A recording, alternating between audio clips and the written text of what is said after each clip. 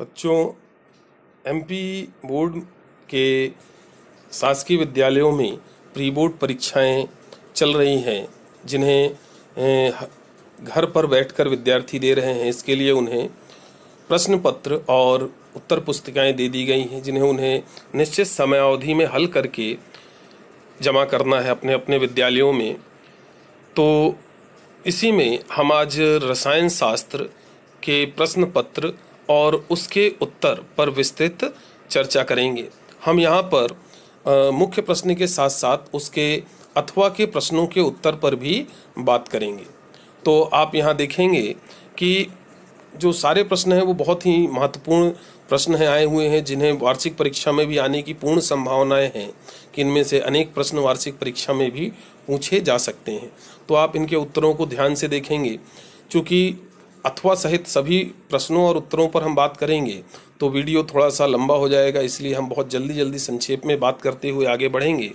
आप इसको हल करने के लिए वीडियो को बार बार देख करके उत्तर लिख सकते हैं, या फिर स्क्रीनशॉट खींच करके और फिर लिख सकते हैं, या फिर वीडियो को डाउनलोड करके रख सकते हैं, या वीडियो के अंत में इसके पीडीएफ की लिंक दी हुई है, वहाँ से जाकर के आप पीडीएफ भी डाउनलोड कर सकते हैं। तो पीडीएफ की लिंक तक आप सबसे अंत में पहुँचेंगे। तो पीडीएफ तक जाने के लिए, लिंक को देखने के लिए आप वीडियो को अंत तक देखें और सुने। तो देखिए, यहाँ पर 70 अंक का प्रश्न है, 3 घंटे हल करने के लिए मिले हुए हैं। कुल प्रश्न पत्र में 22 प्रश्न हैं, जिसमें शुरू के 4 प्रश्न वस्तुनिष्ठ हैं, उसके बाद 10 प्रश्न 2 अंक के, 5 प्रश्न 3 अंक के और फिर 3 प्रश्न 5-5 अंक के दिए हुए हैं। कुल मिला के 70 अंक हैं। ये आपका पूरा प्रश्न पत्र है। पूरे 22 प्रश्न क्रम से 4 पेज का यह पूरा प्रश्न पत्र है। इसके पश्चात अब हम बात करते हैं इनके उत्तरों की। तो पहला प्रश्न है, सही विकल्प चुनिए। सही विकल्प चुनिए। इसमें पहला प्रश्न है, CsCl क्रिस्टल की इकाई कोशिका में उपस्थित सीजियम आयन की कुल संख्या है। तो इसका सही उत्तर होगा 1।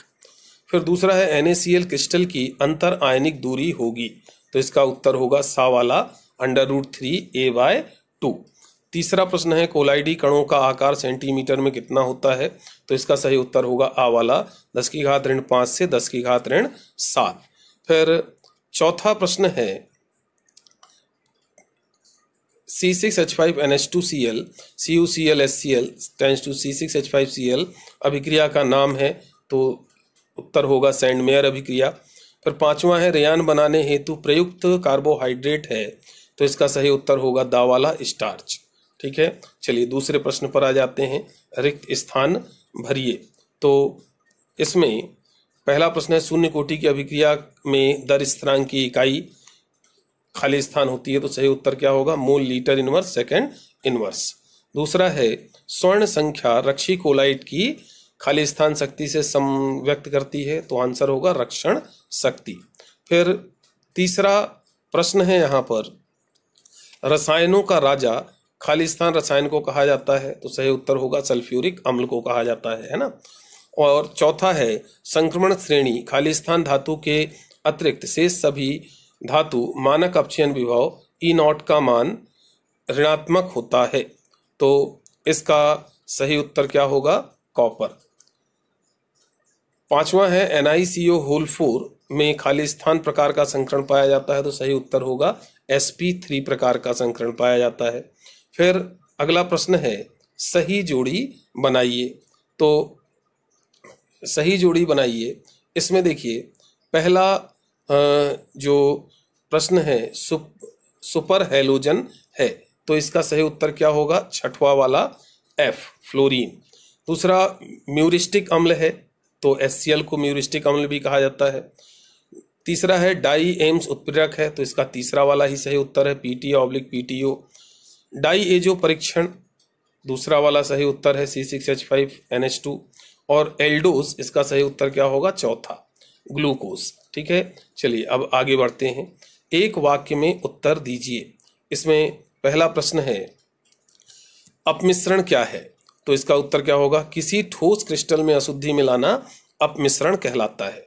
दूसरा है, त्रिज्या अनुपात का मान 0.533 होने पर समन्वयन संख्या कितनी होती है। देखिए इसके उत्तर आपको नीचे दिख रहे हैं, ठीक है, जो हमने लिखे हुए हैं आपको वहाँ दिख रहे हैं, आप यहाँ से नोट कर सकते हैं। तो त्रिज्या अनुपात का मान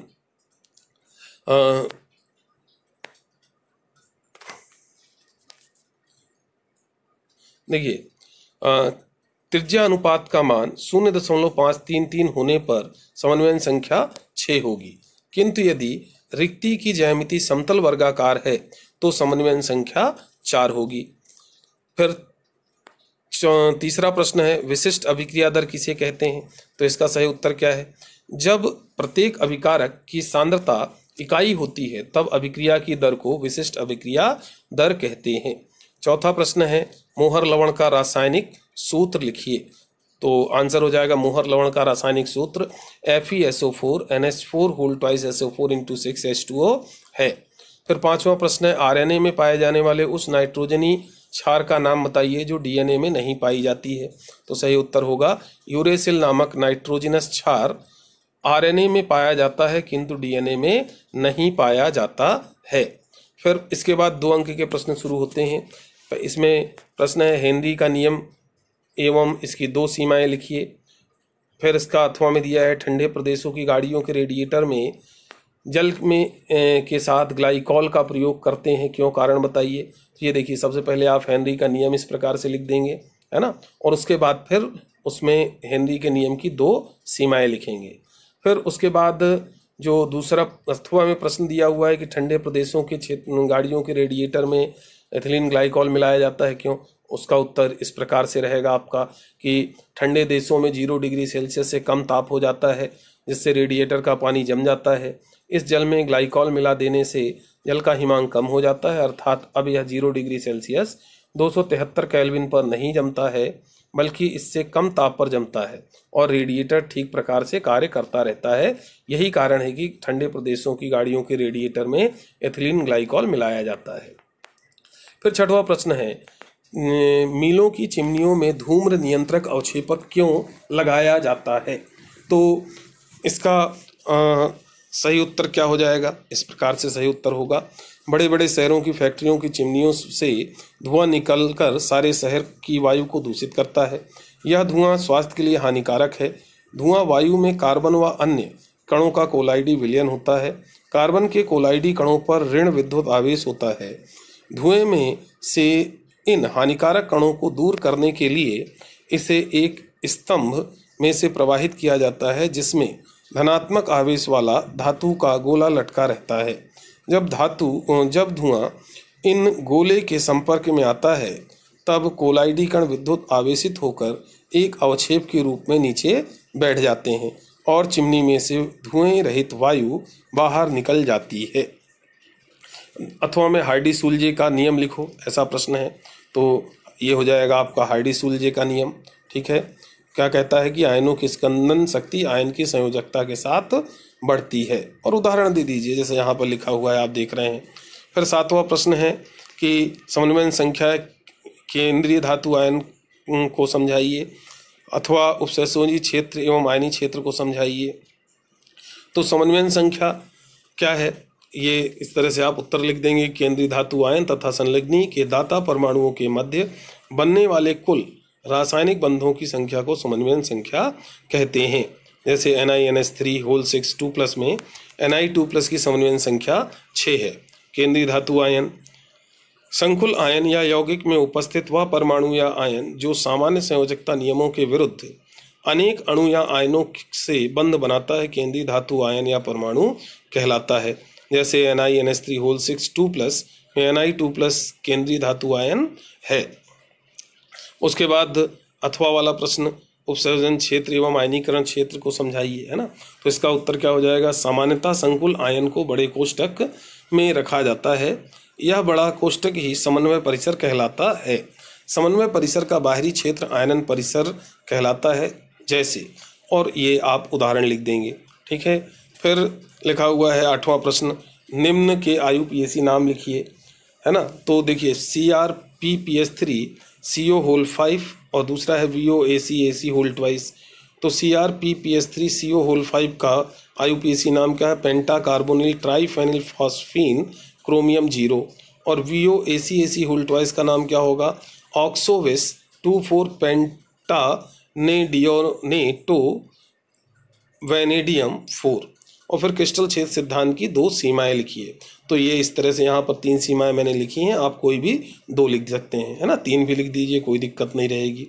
फिर 9वां प्रश्न है, कास्ट स्प्रिट किसे कहते हैं? अथवा शुद्ध फिनॉल हवा में खुला रखने पर गुलाबी हो जाता है, क्यों? तो ये है कास्ट स्प्रिट कि मेथिल अल्कोहल या मेथेनॉल को कास्ट स्प्रिट कहते हैं क्योंकि पहले इसका निर्माण लकड़ी के भंजक आंसुओं से प्राप्त हुए पायरोलिग्नियस अम्ल से किया जाता था, किंतु अब इसका निर्माण कार्बन मोनोऑक्साइड के उत्प्रेरक की अपचयन से किया जाता है।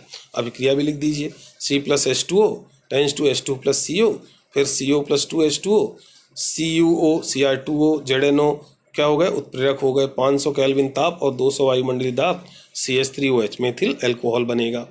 फिर इसके अथवा में कि फिनॉल गुलाबी क्यों हो जाता है? तो ये साधारण सा उत्तर लिख दीजिए कि फिनॉल वायु के संपर्क में आने पर गुलाबी रंग का हो जाता है क्योंकि यह वायु की ऑक्सीजन से ऑक्सीकृत होकर क्विनोन बनाता है ना। और ये अभिक्रिया लिख दीजिए और उसके बाद फिर ये लिख दीजिए कि ये क्विनोन फिनॉल के 2 अणुओं के साथ हाइड्रोजन बंध द्वारा जुड़ जाता है जिससे गुलाबी रंग का फिनोक्विनोन बनता है ना। और ये फिनोक्विनोन बना दीजिए। फिर 10वां प्रश्न था, निम्न अभिक्रिया को समझाइए। विलियमसन संश्लेषण युग्मन अभिक्रिया। देखिए समझाने के लिए कहा गया है तो आपको थ्योरी लिख करके रासायनिक समीकरण भी लिखना होगा, भले ही ये 1 अंक का प्रश्न है। तो पहले विलियमसन संश्लेषण लिखिए, उसकी अभिक्रियाएं लिखिए, फिर युग्मन अभिक्रिया लिखिए, है ना, और उसकी थ्योरी के साथ साथ समीकरण लिखिए। फिर उसके बाद विहाइड्रोजनीकरण की संक्षेप में परिचय दे करके क्या है ये कि जब अल्कोहल की वाष्पों को अपचयित एवं गर्म तांबे पर 300 डिग्री सेल्सियस पर प्रवाहित किया जाता है तब विभिन्न अल्कोहल से भिन्न भिन्न क्रियाफल प्राप्त होते हैं। तो ये इसका आपका उत्तर हो जाएगा। फिर अगला प्रश्न है, निम्न अभिक्रिया को समझाइए। यहाँ परखिन, कैनिजारो, नोवेनेजेल, बेंजोइन संघनन 4 अभिक्रियाएं दी हैं। चारों की आपको सबसे पहले संक्षिप्त थ्योरी और उसके बाद रासायनिक समीकरण लिखने हैं। ठीक है, परकिन का लिख दीजिए। उसके बाद ये मैं यहाँ पर थोड़ी थोड़ी देर के लिए रुक रहा हूँ ताकि अगर आप स्क्रीनशॉट लेना चाहो तो स्क्रीनशॉट ले लो, है ना। और जो है तो कैनिजारो अभिक्रिया लिखिए और उसकी समीकरण लिख दीजिए। पढ़ इसलिए नहीं रहा हूँ क्योंकि फिर समय बहुत ज़्यादा लग जाएगा। फिर नोवेनेजेल इसके अथवा में दी हुई थी तो उसकी थ्योरी लिखिए और उसका समीकरण लिख दीजिए। फिर बेंजोइन संघनन, उसका थ्योरी लिखिए और समीकरण लिख दीजिए। फिर दिया है बहुलीकरण को समझाइए। फॉर्मेल्डिहाइड में बहुलीकरण और एसिटल्डिहाइड में बहुलीकरण। तो इसकी जो है 4 क्रियाएं हैं, आप केवल समीकरण लिख दीजिए, है ना। जैसे यहाँ पर लिखा हुआ है फॉर्मेल्डिहाइड में बहुलीकरण, है ना। और उसका अथवा क्या दिया है, क्या होता है, केवल रासायनिक समीकरण लिखिए। एस्टिक अम्ल निम्न यौगिकों से क्रिया करता है, ammonia, ethyl alcohol, PCl5, P2O5। तो देखिए पहले आपने फार्मेल्डिहाइड में बहुलीकरण लिखा, दोनों अभिक्रियाएं की पैराफार्मेल्डिहाइड और मेटाफार्मेल्डिहाइड बनता है। फिर एसिटल्डिहाइड में बहुलीकरण लिखेंगे और दोनों अभिक्रियाएं लिखेंगे कि पैराएल्डिहाइड और मेटाएल्डिहाइड बनता है। फिर इसके बाद इसके अथवा में एस्टिक अम्ल अमोनिया के साथ क्रिया करता है, एस्टामाइड बनता है, समीकरण लिखेंगे। फिर एस्टिक अम्ल एथिल अल्कोहल से क्रिया करता है तो एथिल एसीटेट बनता है, ठीक है। फिर एस्टिक अम्ल जो है PCl5 से क्रिया करता है तो एस्टिल क्लोराइड बनता है। और एस्टिक अम्ल P2O5 जो कि निर्जलीय कारक है उसके साथ गर्म करने पर एस्टिक एनहाइड्राइड बनाता है। फिर 13वां प्रश्न दिया हुआ है, निम्न अभिक्रिया को समझाइए। मस्टर्ड ऑयल ग्रेवियल थैलिमाइड अभिक्रिया। और इसके अथवा मेथिलेमीन से मेथिलेमीन के विलयन में सिल्वर क्लोराइड घुल जाता है, क्यों, कारण बताओ। तो पहले आप मस्टर्ड ऑयल की थ्योरी लिखेंगे और उसकी अभिक्रिया लिख देंगे, ठीक है। और उसके बाद फिर इसी तरह से ग्रेवियल थैलिमाइड संश्लेषण है उसकी भी 2 लाइन की थ्योरी है, उसे लिख करके और उसका समीकरण लिखेंगे, है ना। पूर्ण अंक आपको मिले उसके लिए आपको इस प्रकार से उत्तर देने होंगे। फिर मेथिलेमीन के जलीय विलयन में सिल्वर क्लोराइड मिलाने पर एक विलेस संकर लवण बनता है Ag, जैसे यहाँ पे समीकरण लिख देंगे AgCl +2CH3NH2 AgNH CH3NH2 whole twice. यहाँ देखिए ये जो स्क्वायर ब्रैकेट है ये गलत जगह लगा है, यहाँ से लगना था, सुधार लेंगे आप। प्लस Cl माइनस, और फिर नीचे लिखा है यही कारण है कि मेथिलेमीन के विलयन में सिल्वर क्लोराइड घुल जाता है। यही पर्याप्त उत्तर है। उसके बाद 14वां प्रश्न है मेथिलेमीन एवं अमोनिया में से कौन अधिक क्षारीय है और क्यों, कारण बताइए। ठीक है, तो आपको पता है कि एथिलेमीन अधिक क्षारीय है। ठीक है, और ये इस तरह से आपकी स्क्रीन में दिख रहा है, आप इसका उत्तर लिखेंगे। ठीक है, फिर इसके अथवा का हवा में खुला छोड़ने पर एनिलीन काला भूरा पड़ जाता है, क्यों, कारण बताइए। तो इसका ये सिंपल सा आंसर है, क्योंकि उसका वायवीय ऑक्सीकरण हो जाता है। फिर 15वां प्रश्न है संक्रमण ताप, मूल भिन्नांक एवं परासरण दाब की परिभाषा लिखो। और फिर इसमें एक अंकित प्रश्न दिया हुआ है कि 293 केल्विन पर जल का वाष्प दाब 17.535 mmHg है। 35 ग्राम ग्लूकोज की 450 ग्राम जल में घोला गया है, जल के वाष्पदाब की गणना कीजिए। ठीक है, ये आपका प्रश्न है। तो सबसे पहले आप संक्रमण ताप की परिभाषा लिखेंगे।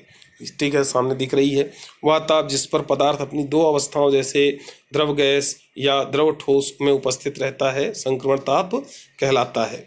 हिमांक क्वथनांक पदार्थ के संक्रमण ताप हैं, क्योंकि इन तापों पर पदार्थ अपनी दो अवस्थाओं में विद्यमान रहता है। फिर मूल भिन्नांक, मूल प्रभाज भिन्नांक विलयन में उपस्थित किसी एक अवयव का मूल प्रभाज उस विलयन में उपस्थित अवयवों के मूलों ग्राम अणुओं की संख्या तथा विलयन में उपस्थित इन सभी अवयवों के मूलों की संख्या का अनुपात होता है। फिर फॉर्मूला लिख देंगे इस प्रकार से, विलयन के अवयव का मूल प्रभाज बराबर विलयन में उपस्थित एक अवयव के मूलों की संख्या बटे विलयन में उपस्थित अवयवों के मूलों की कुल संख्या। पर परासरण दाब की परिभाषा इसी प्रकार लिखेंगे, है ना। जो है परासरण को यदि रोकना चाहे तो उसे रोकने के लिए उसके विपरीत एक बाह्य दाब लगाना पड़ेगा। परासरण को रोकने के लिए आवश्यक बाह्य दाब की मात्रा को ही परासरण दाब ऑस्मोटिक प्रेशर कहते हैं, है ना। और दूसरी परिभाषाएं भी आप लिख सकते हैं। और जो है किसी विलयन का परासरण दाब विलायक में उपस्थित विलेय के अणुओं की सांद्रता के सीधे समानुपाती होता है। फिर आंकिक प्रश्न जो दिया था बिल्कुल सिंपल सा उसका उत्तर है, राउल्ट के नियमानुसार इसको हल किया जा सकता है। ठीक है, तो आपको केवल विलायक का वाष्प दाब दिया हुआ है, विलयन का वाष्प दाब मतलब PS निकालना है। विलेय का द्रव्यमान 25, अणुभार ग्लूकोज का 180 होता है और जल का अणुभार 18 और विलयन कितना दिया है 450। बस इसे रख करके आप इस तरह से हल करेंगे तो आपका उत्तर कितना आएगा 17.438 mmHg। फिर 16वां प्रश्न दिया है प्रथम द्वितीय एवं तृतीय कोटि की अभिक्रियाओं के लिए दर स्थिरांक की इकाइयाँ कैसे निर्धारित करेंगे, अथवा प्रथम कोटि की अभिक्रिया के लिए व्यंजक वेग स्थिरांक का व्यंजक ज्ञात कीजिए। तो ये देखिए प्रथम कोटि के लिए दर स्थिरांक के का मात्रक क्या होगा सेकंड इनवर्स, द्वितीय कोटि के लिए दर स्थिरांक के का मात्रक क्या होगा mole inverse litre second inverse, और तृतीय कोटि के लिए दर स्थिरांक के का मात्रक क्या होगा मूल की घात ऋण 2 लीटर की घात 2 और सेकंड की घात ऋण 1। इस प्रकार से आप उत्तर लिखेंगे। फिर ये 3 अंक के प्रश्न हैं तो आप इस तरह से लिखेंगे जब उत्तर, तो आपको सभी पर 1-1 अंक मिलेंगे, कुल 3 अंक आसानी से मिल जाएंगे। और अथवा के प्रश्न में आपको समाकलित दर समीकरण निकालना था, जो कि यहाँ पर इस प्रकार से जो है ए अभिकारक है जो क्रियाफल बना रहा है। तो जब हम इसमें दर नियम लगाएंगे तो यहाँ पर लिखेंगे dx/dt समानुपाती a। तो a की सांद्रता कितनी बची आपकी a-x, है ना। तो dx/dt = k a-x। इस तरह से जब आप इसका समाकलन करेंगे तो आपका समाकलित समीकरण हो जाएगा -ln a-x = kt + c। c का मान निकालेंगे, ln a आएगा, इसका मान रख करके हल करेंगे तो आपका उत्तर आएगा k = 1/t ln a/a-x। यहाँ लॉग के आधार n को जब लॉग के आधार 10 में बदलेंगे तो हो जाएगा k = 2.303 log base 10 a/a-x। यही है व्यंजक। फिर 17वां प्रश्न है संक्रमण तत्व से आप क्या समझते हो? इसे कितनी श्रेणी में बांटा गया है? प्रथम संक्रमण श्रेणी के तत्वों के नाम लिखिए। और अथवा में दिया है लैंथेनाइड संकुचन क्या है, इसके किन्हीं दो परिणामों की विवेचना कीजिए। तो ये हो जाएगा लैंथेनाइड संक्रमण तत्व की परिभाषा। ठीक है, पूर्ण परिभाषा हो गई संक्रमण तत्व की। और इसके बाद जो है क्या लिखना था कि कितनी श्रेणियों में बांटा गया है। तो संक्रमण तत्व आवर्त के क्रम के अनुसार प्रथम, द्वितीय, तृतीय, चतुर्थ संक्रमण श्रेणी में बांटे गए हैं। ये हो गई श्रेणियों का विवरण। चतुर्थावर्त के तत्व प्रथम संक्रमण श्रेणी SC से ZN, पंचम आवर्त के तत्व Y से CD द्वितीय संक्रमण श्रेणी, छठवां आवर्त LA से LA एवं HF से HG तृतीय संक्रमण श्रेणी, सातवां आवर्त AC एवं RF से CN चतुर्थ संक्रमण श्रेणी। फिर प्रथम संक्रमण श्रेणी के तत्वों के आपको केवल नाम लिखने थे। यहाँ हमने नाम, संकेत, परमाणु क्रमांक और इलेक्ट्रॉनिक विन्यास सभी लिखे। आप भी लिखें तो ज़्यादा बेहतर होगा। ठीक है, तो इस तरह से आप नाम, संकेत, परमाणु क्रमांक और इलेक्ट्रॉनिक विन्यास याद रखें। ठीक है, चलिए आगे बढ़ते हैं। इसका अथवा क्या था? लैंथेनाइड संकुचन और इसके किन्हीं दो परिणामों की विवेचना। तो पहले तो लैंथेनाइड संकुचन की हम इस तरह से परिभाषा लिखेंगे। ठीक है, उसके बाद फिर परिणाम की कोई दो परिणाम लिखने हैं। तो यहाँ पर हमने दो परिणाम लिखे हैं, द्वितीय व तृतीय संक्रमण श्रेणी के तत्वों के गुणों में समानता और दूसरा लैंथेनाइडों का पृथक्करण। ठीक है, तो आप दो कोई भी परिणाम लिख सकते हैं। फिर 18वां प्रश्न है, एल्कोहल एवं फिनॉल में कोई तीन अंतर लिखिए। तीन अंतर लिखने हैं। उसके बाद फिर दूसरा इसी का अथवा दिया है, फिनॉल से आप निम्न यौगिक कैसे प्राप्त करेंगे। ठीक है, इसमें आपको केवल समीकरण देने पड़ेंगे। तो आप दो में से कोई भी कर सकते हैं, या तो आप एल्कोहल फिनॉल में तीन अंतर लिख दें। इस तरह से ये तीन अंतर यहाँ पर हमने लिखे हुए हैं, आप देख रहे हैं, नोट कर लें। ठीक है, या फिर आप इसका अथवा वाला हल करें और समीकरण लिखें केवल। तो फिनॉल नाइट्रिक अम्ल से क्रिया करके 2,4,6 ट्राइनाइट्रोफिनॉल बनाता है। फिनॉल अमोनिया से क्रिया करके निर्जल ZnCl2 की उपस्थिति में 500 डिग्री सेल्सियस ताप पर एनिलीन बनाता है। और फिनॉल मेथिल क्लोराइड के साथ निर्जल AlCl3 की उपस्थिति में पैराक्रिसॉल बनाता है। ये क्या है? फ्रीडल क्राफ्ट अभिक्रिया है। चलिए आगे बढ़ते हैं। 19वां प्रश्न है, निम्न को अति संक्षेप में समझाइए। प्रोटीन का विकृतीकरण, नाभिकीय अम्ल, DL विन्यास। अथवा प्रोटीन का वर्गीकरण करते हुए इसके जैविक महत्व पर प्रकाश डालिए। तो पहले आप प्रोटीन का विकृतीकरण लिखेंगे संक्षेप में इस तरह से। ठीक है, और फिर उसके बाद नाभिकीय अम्ल की परिभाषा, नाभिकीय अम्ल को इस तरह से बिल्कुल संक्षेप में आप समझाएंगे। ठीक है, यहाँ हमने थोड़ा विस्तृत लिखा हुआ है क्योंकि अगर 3 नंबर में एक प्रश्न आता है तो भी ये उत्तर लिखें आप तो चल जाए। फिर तीसरा यहाँ DL विन्यास दिया हुआ है। तो मोनोसैकेराइडों को D तथा L विन्यास से निर्दिष्ट करने के लिए सरलतम कार्बोहाइड्रेट ग्लिसरैल्डिहाइड को मानक रूप में चुना जाता है। इसमें एक किरैल असममित कार्बन परमाणु होता है तथा 2 प्रतिबिंब रूपों में पाया जाता है। तो ये यहाँ पर इसके एग्जाम्पल दिया हुआ है, तो ये भी साथ में आप जरूर बनाएंगे DL रूप। ठीक है, चलिए इसके अथवा में प्रोटीन और के जैविक कार्य लिखने थे। तो यहाँ पर ये विभिन्न प्रकार के प्रोटीन इस तालिका में दिए हुए हैं, उनके उदाहरण और कार्य। ठीक है, तो ये आप लिखेंगे। ठीक, चलिए इसके आगे बढ़ते हैं। हम जो है यहाँ पर हमने 7 प्रकार के प्रोटीन लिए हुए हैं ना, उनके उदाहरण और कार्य। तो आप इनमें से पूरा ही लिख दें तो ज़्यादा अच्छा रहेगा, क्योंकि अन्य वार्षिक परीक्षा में अन्य किन्हीं विशेष प्रोटीनों से संबंधित प्रश्न भी पूछे जा सकते हैं। तो पूरा याद रहेगा तो आपको आसान होगा। फिर 20वां प्रश्न है, विशिष्ट चालकता एवं मोलर चालकता को परिभाषित कीजिए तथा विभिन्न चालकताओं पर तनुता का प्रभाव लिखिए। और इसका अथवा मानक हाइड्रोजन इलेक्ट्रोड क्या है, इसकी रचना का सचित्र वर्णन करो। ये 5 अंक का प्रश्न है, तो विस्तार से आपको समझाना है। पहले विशिष्ट चालकता की परिभाषा लिखेंगे। ठीक है, जिसको आजकल चालकता कहा जाता है। फिर आणविक चालकता या मोलर चालकता की परिभाषा लिखेंगे। ठीक है, और उसके बाद फिर विभिन्न प्रकार की चालकताओं पर तनुता का प्रभाव। तो विशिष्ट चालकता या चालकता पर तनुता का प्रभाव पहले लिखेंगे इस तरह से जैसा आपको दिख रहा है, और उसके बाद फिर आणविक चालकता पर तनुता का प्रभाव लिखेंगे जैसा कि आपको दिख रहा है। ध्यान रहे कि तनुता बढ़ाने पर विशिष्ट चालकता या चालकता क्या होती है, घटती है, क्योंकि प्रति घन सेंटीमीटर में आयनों की संख्या में कमी होती है। लेकिन तनुता बढ़ाने पर अभिलयन का आयतन बढ़ता है, इसलिए आणविक चालकता और तुल्यांकी चालकता दोनों के मान में वृद्धि होती है। वही चीज़ यहाँ पर लिखी हुई है ना, आप नोट कर लें या स्क्रीनशॉट खींच लें, जैसी आपकी इच्छा। ठीक है, चलिए आगे बढ़ते हैं। मानक हाइड्रोजन इलेक्ट्रोड, तो इसको आपको चित्र बनाकर रासायनिक इलेक्ट्रोड अभिक्रियाओं सहित समझाना है।